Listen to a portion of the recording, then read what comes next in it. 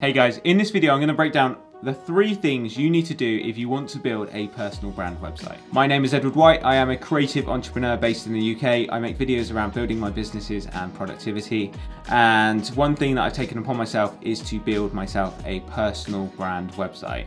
This is something that I've been putting off for years. I've always put on the excuse that my name, Edward White, is quite a popular name. So all the domains are gone, .com's gone, .co.uk's gone, all of that.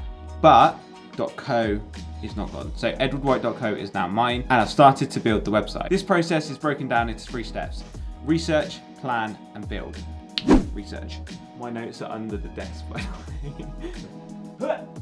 Number 1, research. So for this, I would spend a good few hours looking at different websites, looking at different people. So for me, that has been Gates Notes, which is Bill Gates' websites, Sam Harris, which I quite like, and then also another one, Holly, vegan YouTuber, but I really like her website, really nice. And yeah, so make a list of all the websites you like. I would say pick no more than 8, because then you'll start to get confused and you'll just mix it up.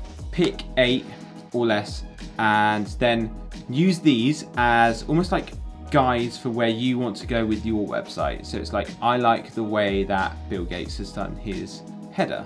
I like the way that Sam Harris has a nice flat, simple design. I like the way that X does whatever. Look at these, write them down, really work out what elements of the site you like, because I guarantee that you're not going to look at a website and go, oh my god, that's amazing, when in reality you probably don't like the way that the hamburger menu pops out to the side when you'd want it to drop down. Do you know what I mean? It's all personal preference, but certain websites will have certain elements that you will like.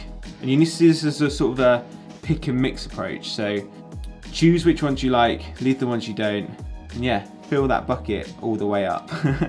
Take notes in Notion, keep an idea, and then that goes on to the next stage. Plan. What do we do in plan?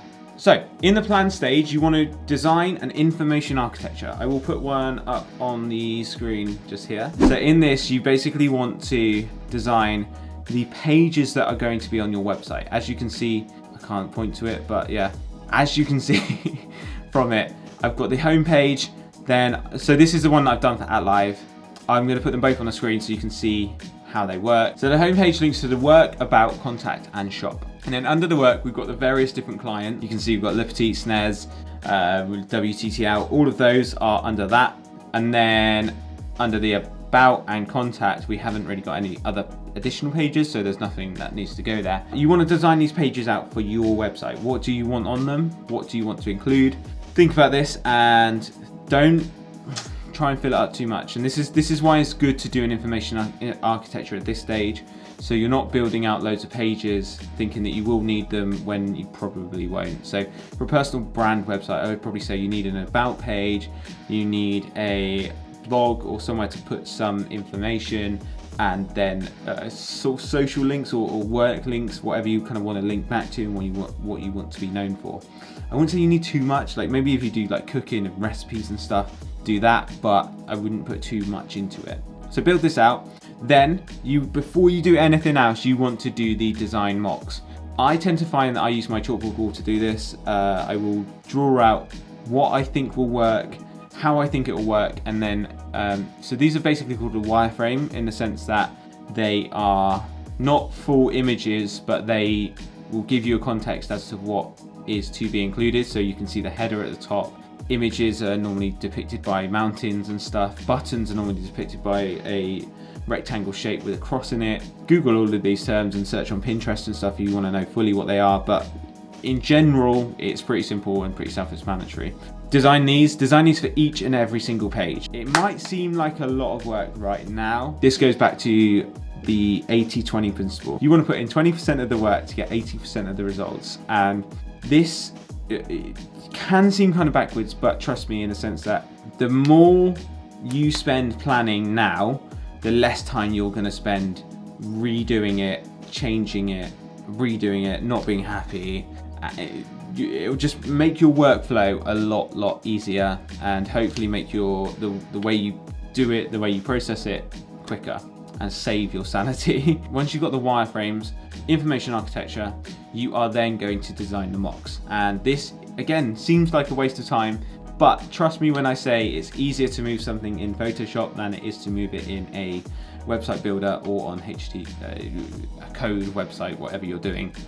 Do this on Photoshop. Trust me when I say that you are going to want to basically build out what the website's going to look like. The images don't even need to be like what you are going to put in there, they just need to be an image. The buttons don't need to be perfectly designed, but you want to design it of where things are going to go, and understand that these will change, but once you've got that clear idea in your head, you will then be able to process this a lot easier than it is just going straight into the design process. Trust me, yeah, I've done it so many times that like I just wish I had me shouting at me going, no, you should have done this.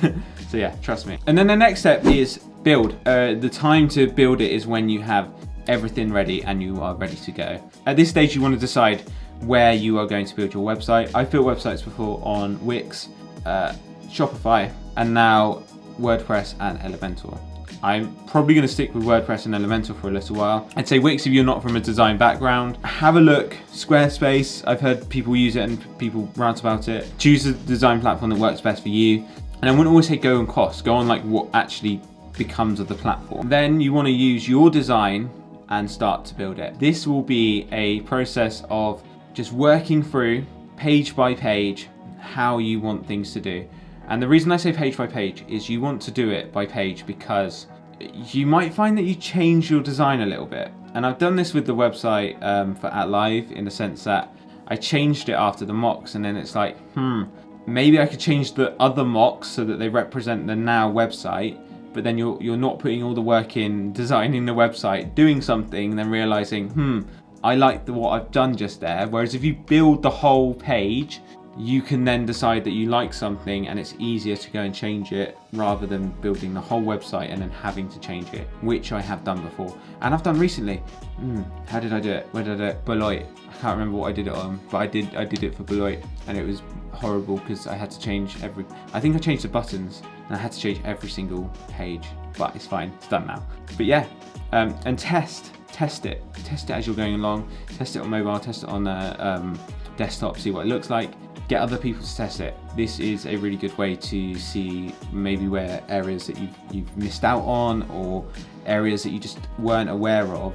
Other people might be able to pick it up for you, and I do find this very, very useful. So yeah, ask your friends, ask your family if they can help you and check your website out, because they might be able to spot something you don't notice. And don't worry if you have a mini breakdown. I guarantee you that you will have a few of these as the process goes on and you start designing your website. It's just all part of it. You will do something that you don't like, you'll make a mistake, and it will be fine, but just keep going, keep persevering, spend a certain amount of time per day, and just, yeah, get on with it, do it.